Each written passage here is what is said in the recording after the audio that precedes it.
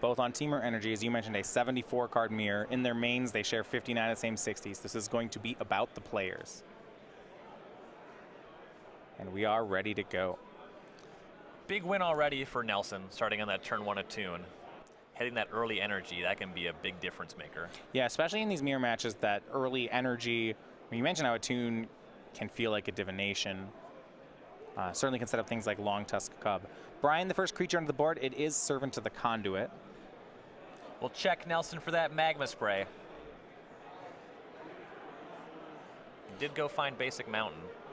Yeah, I mean, with that early energy, even if Brad has his own Servant or his own Long Tusk Cub, I feel like there's a lot of pressure on him to take the mana creature off the board, even then. In particular, if BBD can follow this up with a turn 3 Chandra, that's a very punishing start. Brad's going to take some time to think about his play. Likely deciding between a 2-mana creature and a Magma Spray if he's drawn it. Maybe even a Harness Lightning could be available. And it is Magma Spray. And one of the things when you look at a Jund mirror, the play skill of it isn't in the on-board interactions. You know, it's not as much like Cawblade where you're specifically looking at these technical things. But what they're playing around is possible cards in their opponent's hand. They're trying to read what their opponent may or may not be representing and how to play around draws. So it's like this decision making that you're going to see them make. Right. You make your play based on what you think the battlefield is going to look like at the end of your opponent's next turn. There's a lot of navigating around that. A high importance on getting ahead on the battlefield in this matchup. Rogue Refiner from Brian. On 3 mana, that one's going to be a pretty easy trigger to pull. It's a great card in the matchup.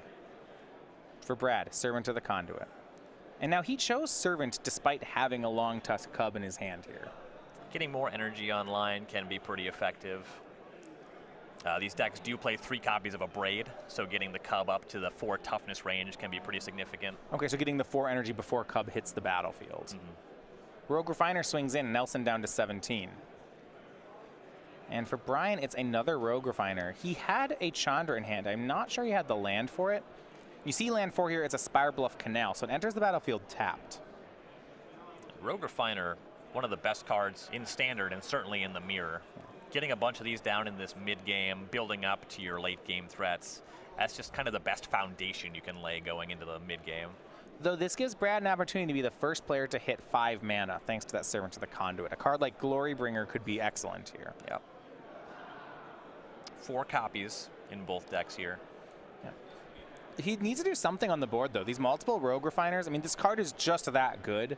Not only is it a 3-2, it attacks super well in addition to drawing a card. Mm-hmm. Brad took 3 last turn, may take more. He made Long Tusk Cub, and now you mentioned with that 4 energy in reserve, it is out of range of a Braid. Though, basically never out of range of Harness Lightning. So we'll see if BBD can present one of those.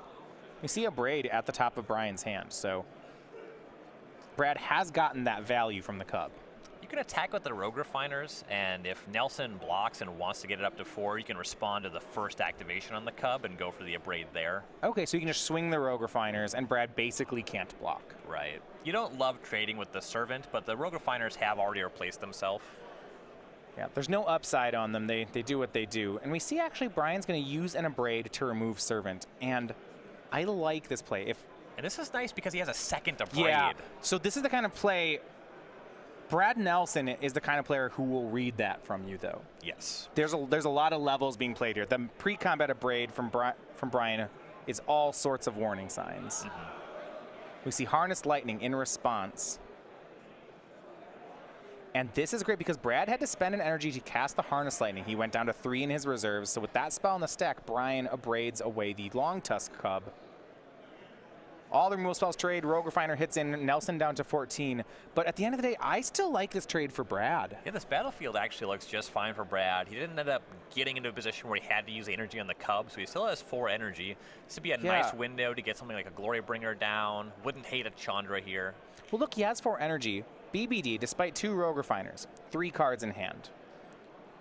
Brad, okay, down a land, but he can make a land. He has the same number of cards in hand, despite no Rogue Refiners. This feels good for Nelson's situation.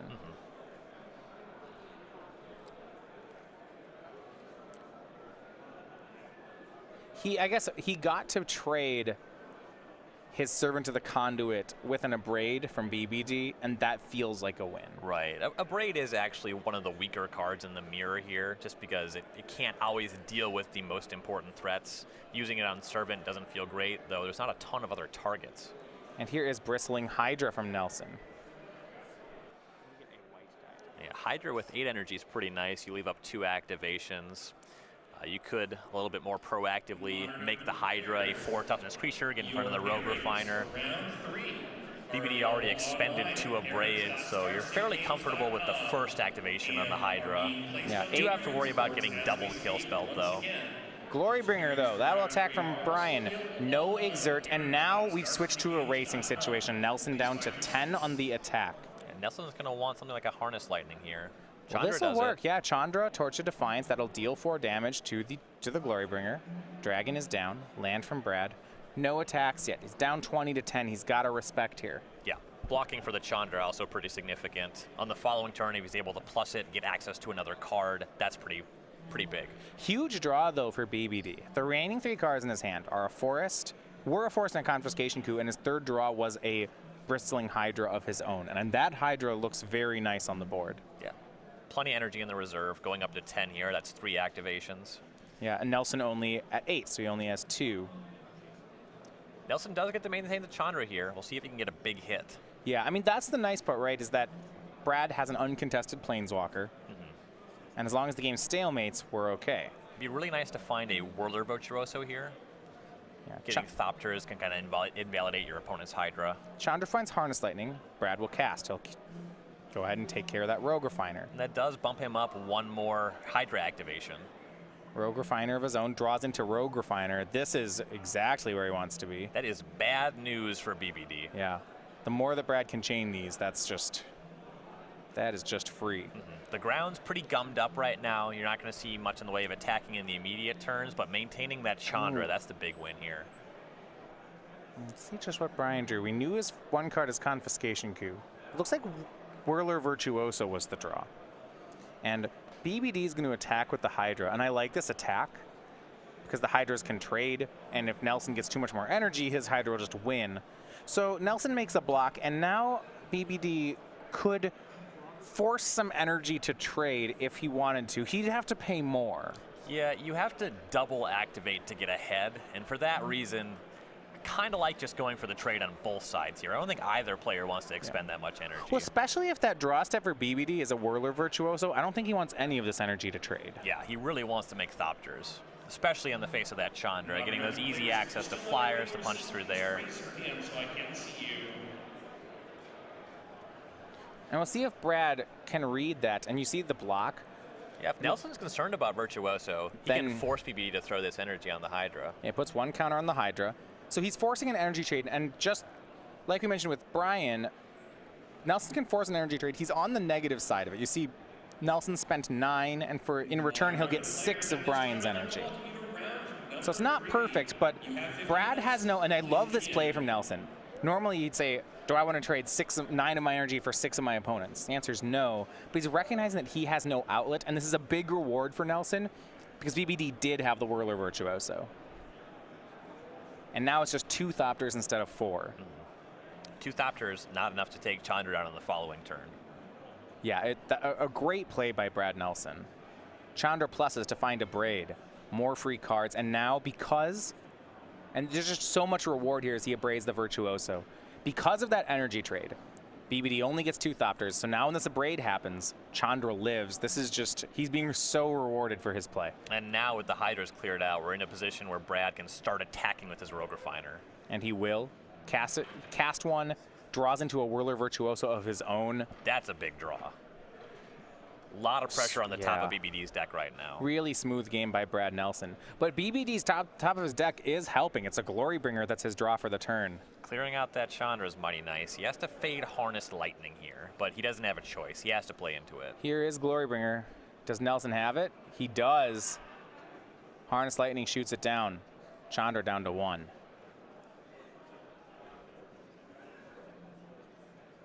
I mean, without the Harness Lightning, Nelson was in a lot of trouble, perhaps even dead the following turn. Yeah. And that's where you see the power of this Chandra, these Rogue Refiners. Just drawing those extra cards, you're more likely to find things like that Harness Lightning. Was able to get the free Abrade with that Chandra Plus as well. That allowed him to keep that Harness Lightning in his hand. Yeah, those Chandra Pluses, finding a Harness Lightning and an Abrade, have very much helped Brad here. It's looking like Brad found a 5-mana spell, which is not what BBD wants to see. It's his own dragon. So his swing is going to be for 10. If he wants to exert, he can remove a Thopter. Exert, non-exert versus Thopter is not very significant. The one thing is, he still has to plus his Chandra on this turn. So if you exert and kill one of the Thopters and the Chandra is safe from the double Thopter attack, for that reason you might see an exert. Swings. Looks like no exert. Chandra will plus. I suppose the other side of that is with BBD taking 10, he's down to 7. This attack is just lethal. BBD can't really afford to attack with the Thopters. And Chandra pluses to cast the Whirler Virtuoso in Brad's hand, so he actually has enough blockers to defend his Planeswalker. And with Brian, treading Waterfall, and actually in the late game, he top decked plenty of 5s and 4s, but it looks like it's not going to be enough. Brad Nelson. And I just want to go back to that energy trade turn where Brad took a negative energy trade.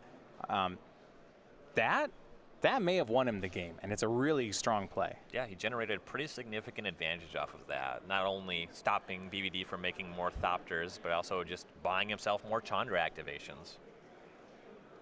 That Confiscation coup in Brian's hand never found anything worthwhile.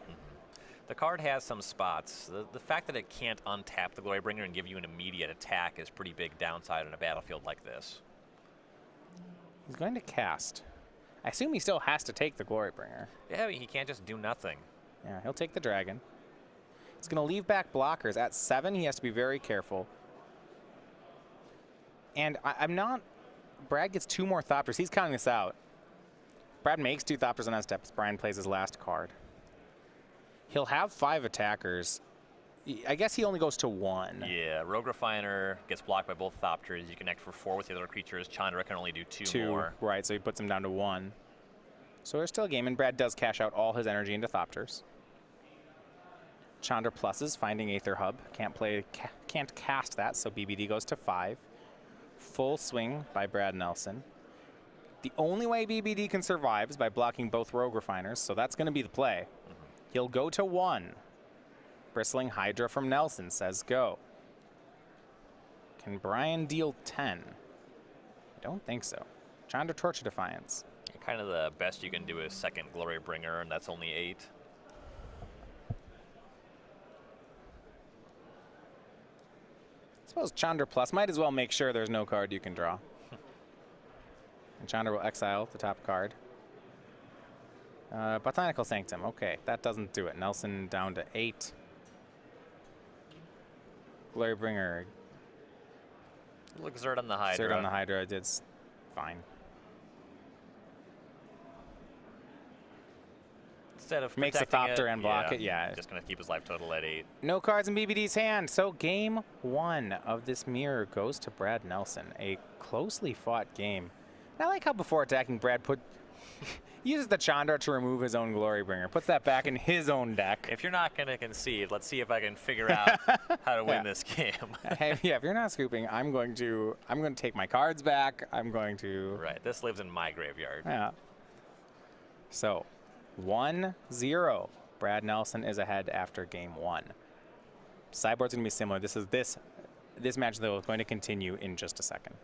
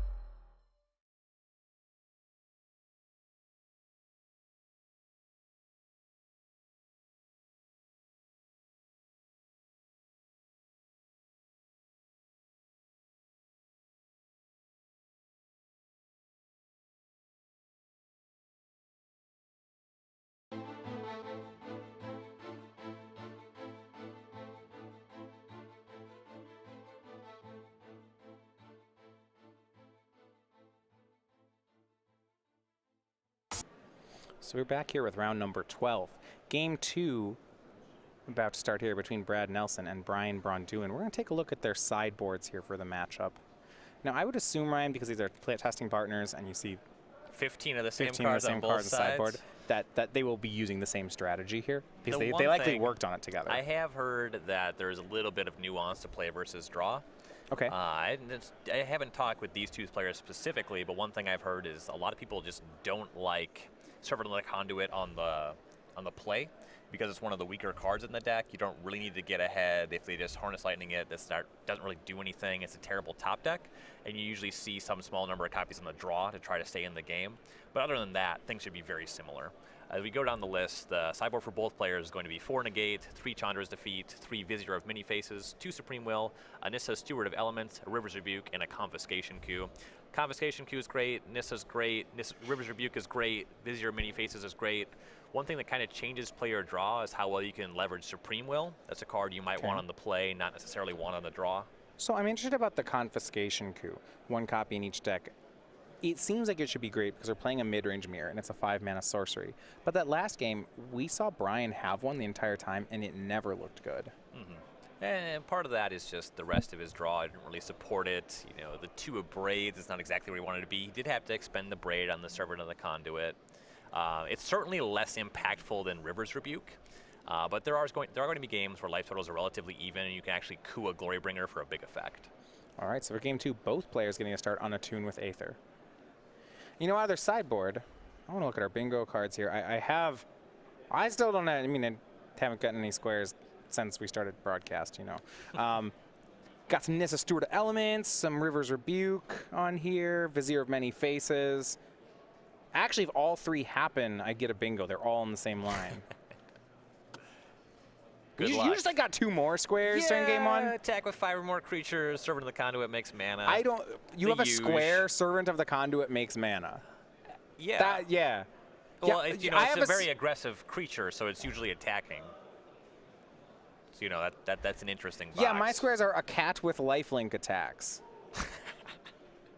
Now, yeah, there's a long tusk cub in one of their decks. I don't know how it's going to get lifelink. I actually really enjoy that it has to be a lifelink cat for that No, reason. what if just a lifelink cat is on the battlefield? That would be a hard enough square. I wouldn't check that one off. But no, it has to attack. If we could even see a Sacred Cat, but then it just blocks and gets hit in the graveyard, and like, oh, look, we don't get that square. I mean... I'm sure that Cedric and Patrick covered some Regal Caracales. They don't, but they block. Okay, there's a second part that has to happen here. All right, first threat is from Brian Braun-Duin. It's a turn 3 Rogue Refiner. Yeah, so far, manas, land drops, shaken up reasonably on both sides. Magma Spray from Brad Nelson. He had the option between Magma Spray and a Braid. Went with Magma Spray. You can't Magma Spray a Whirler Virtuoso. Yeah. And now Brad will make his own Rogue Refiner. I feel like this is just the card you want in every matchup, right? It's just great. This might be the best card in Standard, honestly. It's fighting with a tune with Aether for the spot. I think that Rogue Refiner is clearly out of a tune. I think you can make an argument for like some other value card. Like Aether Hub. Maybe you think that the Scarab God's the best card in Standard. Now, my best card in Standard makes energy. I don't know what its name is, but it makes energy. Yeah, it's got to be Rogue Refiner then. Aether Hub. This card, there's nothing subtle Aether about Hub. this card. Aether Hub is just free energy. Rogue Refiner just does everything. It's also just like a great, like 3 mana 3/2 is like, you know, this card has positive abilities. It's probably good enough. And this one draws a card and makes 2 energy. Are you kidding me? The fact that black-green energy decided to turn into Sultai basically to play this card, I think supports your argument. And Brad with another Rogue Refiner.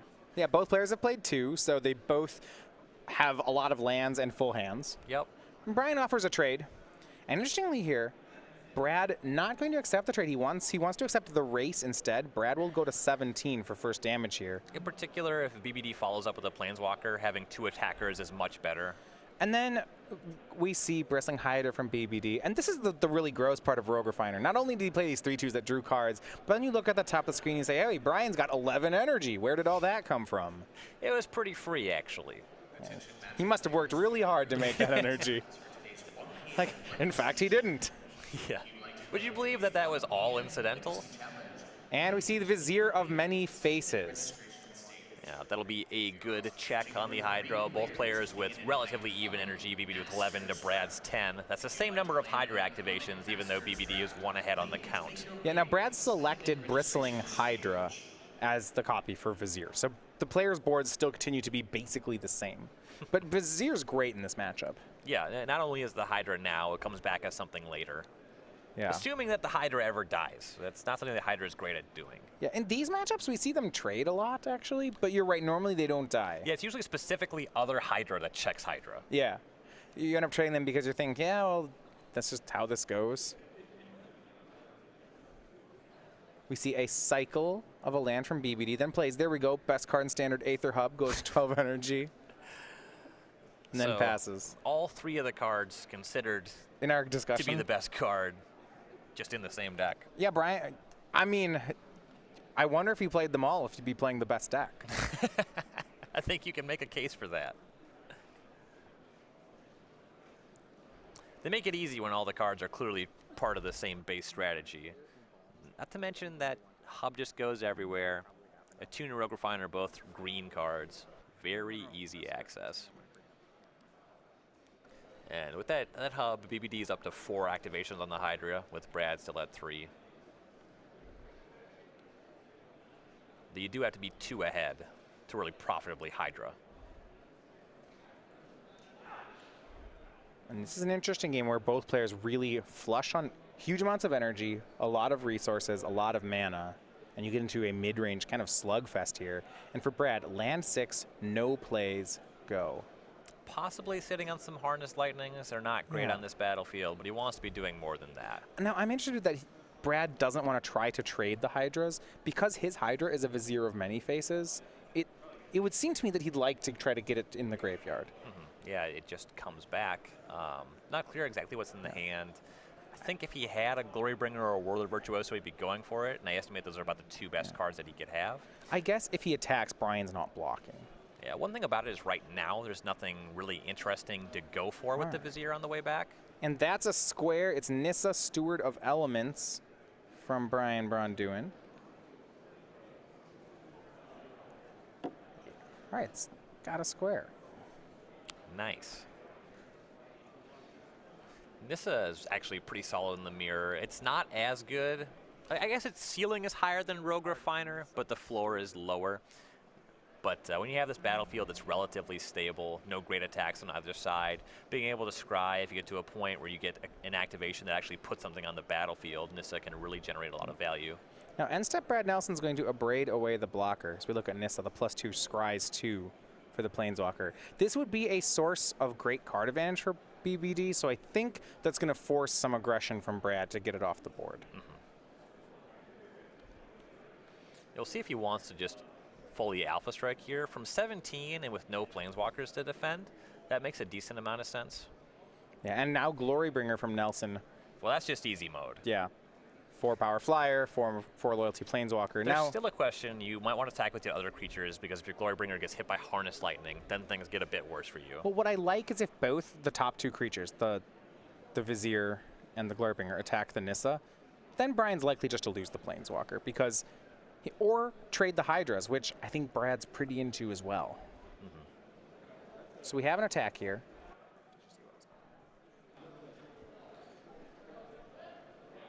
Bristling Hydra, BBD's going to take the free block. He's going to block a Rogue Refiner, pump his Hydra.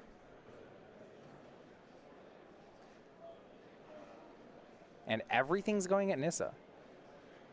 Yeah, a lot of respect to the Planeswalker, and with life totals this high, we're still very much in a battle to control the battlefield. I do like that attack a good amount. If there's just Harness Lightning plus trade Hydras and the Nissa sticks around, then Brad kind of feels like he wasn't doing anything with his Rogue Refiners. He might have lost some tempo and some value that way, and that's why you see him get as aggressive as he got. Also, again, because he's not blocking for a Planeswalker of his own, he can afford to turn all of his creatures sideways. Chandra Torch of Defiance from Braun-Duin. Pretty priced into hitting the Glorybringer. Yeah. You don't want to hit Vizier. It could either gain Hexproof or hit the graveyard. Brad's choice. Both are horrible. Right. And you're likely to see Brad send both creatures at this Planeswalker again. Well, Brad has another Glorybringer in hand as well, and he's hitting more high end right now, which feels like that's an advantage for him. That's where you want to be. Now Brian's getting value because Brad has to be attacking these Planeswalkers. We're seeing Brian, last turn he got a free Rogue Refiner, and he might get another Rogue Refiner this turn. Yeah, the thing about that is there's no such thing as a free Rogue Refiner. It's an even it one. It replace itself. Chandra's Defeat. Oh yeah, that card can hit Chandra. 5 damage to a red creature or a Chandra Planeswalker. That makes things Boom. Even easier. It doesn't have to be too calculated on this combat step. Now just kind of in the range of, do I want to propose a Hydra trade? Yeah, both players with 3 Chandra's Defeats in the sideboard. I was interested to see how many of them would be boarded in. They're good against the Glorybringers and the Chandras. Right. It looked great there. And now Brad could swing his Vizier to attempt to force a trade. We'll see if he wants to do that or whether he still takes the defensive line. He's got a Glorybringer in hand. And Ryan, he's not even attacking with the Glorybringer in hand. And this is where we start getting to kind of what I've heard as Brad Nelson plays, where it's... Well, there's a little bit of that. I hear where you're coming from. He's trying to disguise the fact, and maybe he can get something with the Glorybringer on the following turn. Yeah. And that also kind of adds up to the fact that you don't necessarily want to play it at these life totals in the confiscation queue as well. Vizier of Many Faces from Brian. That will copy, looks like Rogue Refiner. You can do worse than Rogue Refiner. It replaces itself, and you're lining up to bring the Vizier back later. Yeah, I guess another Bristling Hydra doesn't do much for you because then it's still Viziers trading with Viziers, then they'll embalm, then we're still going. You also have already seen Brad's Magma Spray, so you know he won't be able to just spray the Vizier. Here's Glorybringer from Brad Nelson. And it's kind of fun. He doesn't really want to exert to kill either of these creatures. Yeah, if you exert on the Vizier, then it can just come back as a Glorybringer. Yeah, I'm not that excited about that. I don't think he's going to get an attack. It looks like Harness Lightning from BBD will shoot down the dragon regardless. And both players are getting Resource Light, and that's why I think we saw that Vizier from Brian actually copying Rogue Refiner. Brian's hand is Aether Hub Basic Forest. Yikes. Yeah, despite landing 2 Planeswalkers, wasn't really able to convert too much value off of them. The Nissa was only able to scry 1 time, and the Chandra was just kind of Doomblade plus gain some life.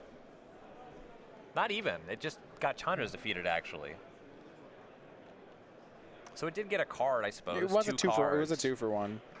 Brad got the rummage, though. Kind of had the virtual card advantage as he got rid of that basic land. He wasn't doing anything with that. So the 3/2 from Brian will attack. Brad could kill it for free with his Bristling Hydra. However, if he makes that play, Brian will get to embalm. Yeah, if you end up in a position where you're playing against 2 Hydras with your 1, that doesn't seem great. And Brad will make that play.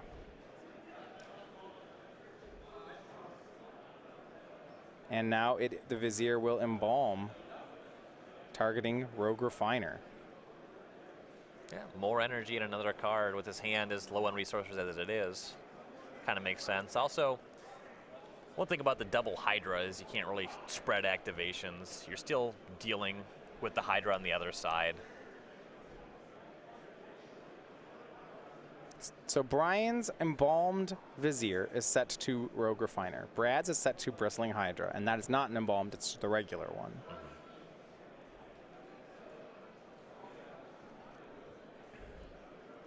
And you're noticing Brian going through far more of his sideboard cards right now. His Nissa's already been used. He's gone through some Viziers. Yeah, Nelson also with the Vizier, and the Chandra's defeat is out of the sideboard. That one is out of the sideboard. One thing that's really notable, you haven't seen a Servant of the Conduit from either player, and I suspect that some or all have been boarded out for both players. And soon you're in a position where most of your top decks are pretty high impact. Unfortunately for BBD, most of his top decks have been lands, so those are not going to add up to much. Bristling Hydra from Brad.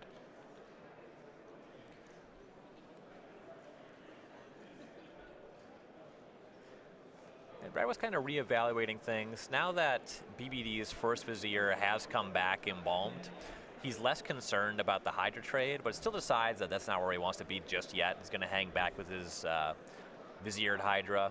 BBD has a lot of cards in hand. Brad doesn't know that half of them are lands, so paying some respect, maybe another Vizier out of BBD's hand could make that attack pretty poor. And we finally saw some action from BBD. It is a Glory Bringer. And Brad, it looks like he has another Chandra's Defeat for it. And he does. The second removal spell on the sideboard takes care of Brian's 5-drop, and he just passes back. And I'm looking for Brad to start forcing some trades here. He is ahead. I think Brad would love to have a Whirler Virtuoso or a Glory Bringer. Well, it's never a bad time for Rogue Refiner. He draws that and we'll cast it. Literally always good.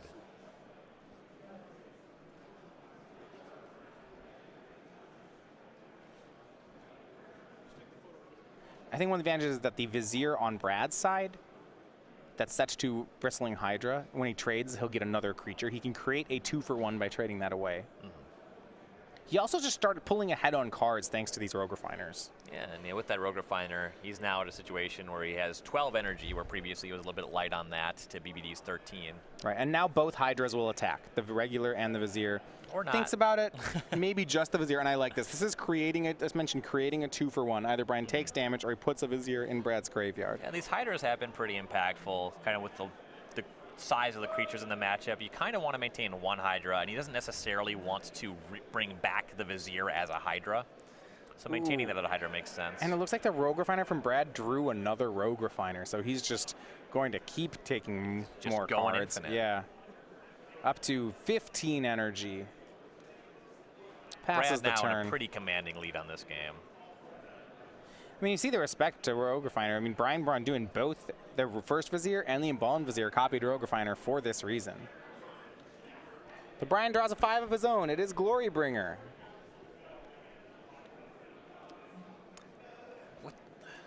How efficiently and quickly Brad was able to answer previous threats. From 17 with double Hydra, Brad's not super concerned about Glory Bringer. No, and Brian will exert the dragon. He attacks for 4, puts Brad to 13, and bins one of the Rogue Refiners. But there's still 2 left. Brian's hand is Forest, Aether Hub. Hub brings him to 14 energy. Don't know the third.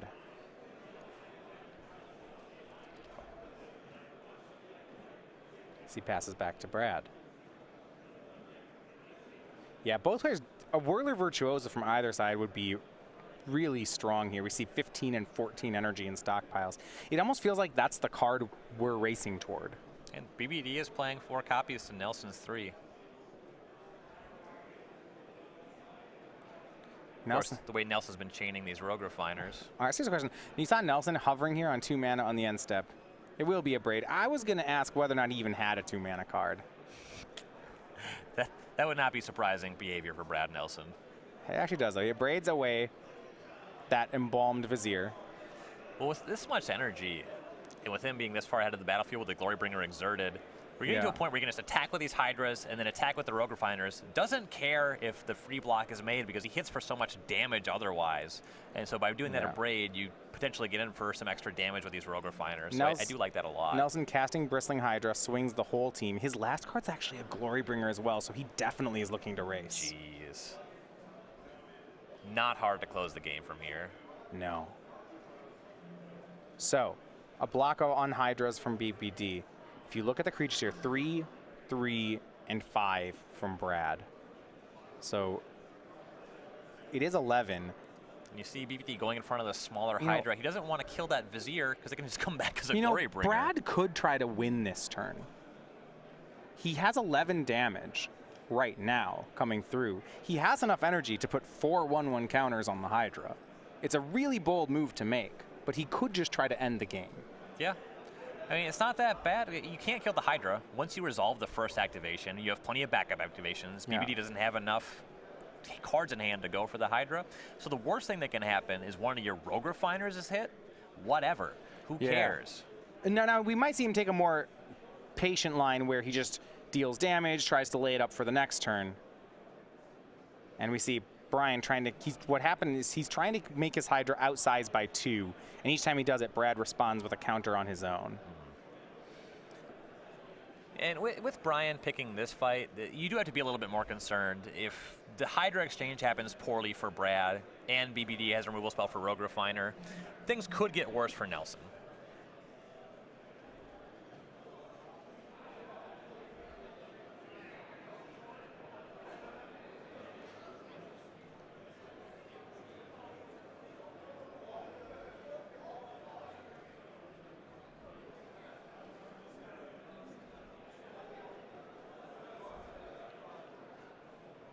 And so some energy has been traded now. Brad no longer has enough energy in reserve to go for lethal. He needed 12 to try to do it.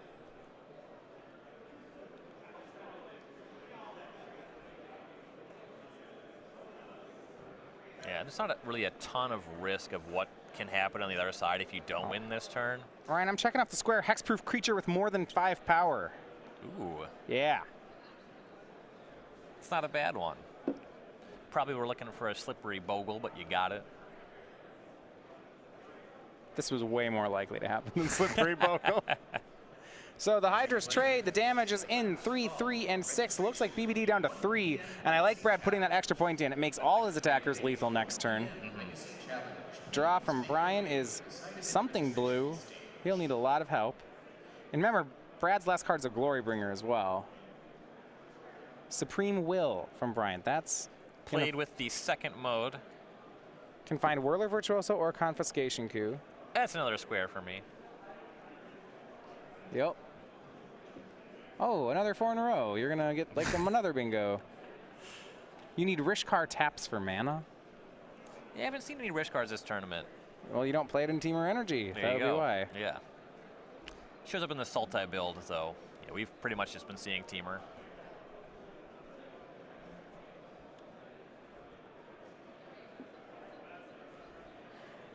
Okay. Whirler Virtuoso for BBD. That represents a couple blockers. Up to 8 energy, so that's 2. That's not going to be enough, though. He has to have something on top of that, especially once Brad casts this Glorybringer.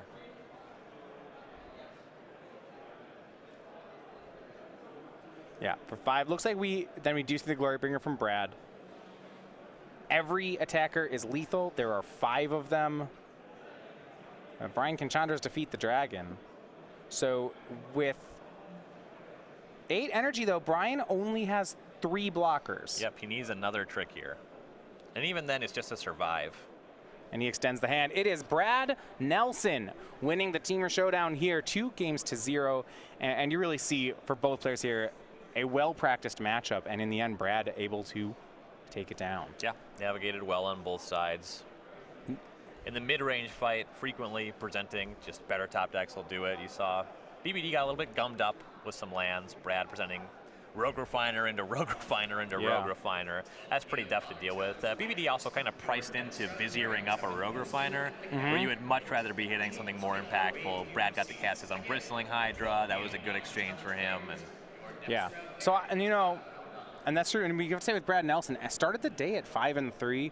I mean, he's 4-0 today.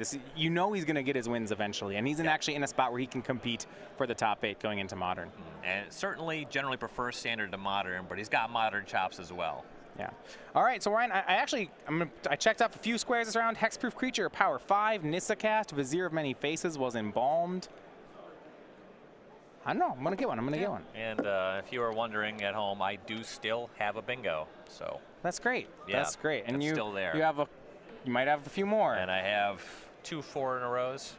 Doing all right. All right, yeah. So we actually got to add more squares. I have a bingo too. Yeah, you got in the fact. mini bingo. Yeah, we did it. We did the one square combo deck. Bingo Hazoret shot just so every turn we just kept checking it off when Kevin King activated Hazoret. I think happens a lot. Yeah. So that counts. So I also have one bingo, and I'm going for my second one. Same. Hey, this is not updated yet. For this round, I want the record to show that not only do I already have the bingo you see, but I also have 3 more boxes. We'll get that updated for you. I know it's pretty important. I mean, it to track must these stink things. for Cedric and Patrick that we both already have a bingo. Right. Yeah. Really unfortunate the way that both of us have honestly. And we're both going for the second one. Traditional bingo. All right. That's going to do it for the standard rounds. We're going to take a break. When we join, it will be Modern. We'll have the road toward the top 8.